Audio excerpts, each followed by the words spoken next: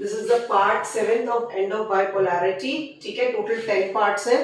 6 parts में already बता चुकी हूँ वीडियोस में। This is my 7th part. बस थोड़ा सा बोर और करूंगी, उसके बाद आप लोगों के 10 पार्ट्स के बाद आपको मजा आएगा। और कुछ और क्वेरीज हो, कुछ डाउट्स हो, प्लीज डू कनेक्ट। मेरा क्या नाम है, डिस्क्रिप्शन में आपके लिए वो कॉन्टैक्ट नंबर भी दिया हुआ है, आप कॉल भी कर सकते हैं। ठीक है, अब पहली चीज ये कि यूएसएसआर डिसइंटीग्रेट क्यों हुआ था, व्हाई।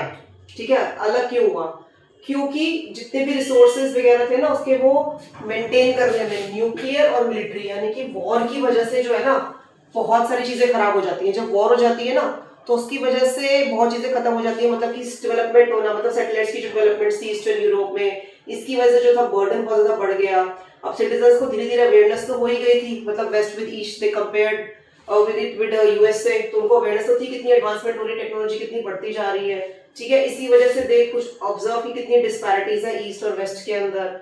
ठीक है, सो जितने भी जो कम्युनिस्ट थे जिन्होंने 70 ईयर्स तक रूल किया था वो अकाउंटेबल नहीं थे लोगों के लिए, लोगों को जो सपोर्ट था वो अच्छे से मिल नहीं पा रहा था।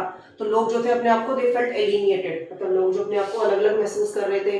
जितना भी एडमिनिस्ट्रेशन था वो ऊबड़ खाबड़ हो रहा था, it became very slow, it became very much stifling. ठीक है, इसकी वजह से करप्शन दबा के बढ़ गई थी और इस वजह से कहीं ना कहीं हमारी क्षमता नहीं थी कि अपनी गलतियों को हम ठीक कर पाए। सो इसी वजह से, इस अनविलिंगनेस की वजह से, इस ओपननेस की वजह से, जितनी भी सेंट्रलाइजेशन ऑफ अथॉरिटी की वजह से जो गवर्नमेंट चेंज के रिफॉर्म्स है वो भी वर्कआउट नहीं कर पाए।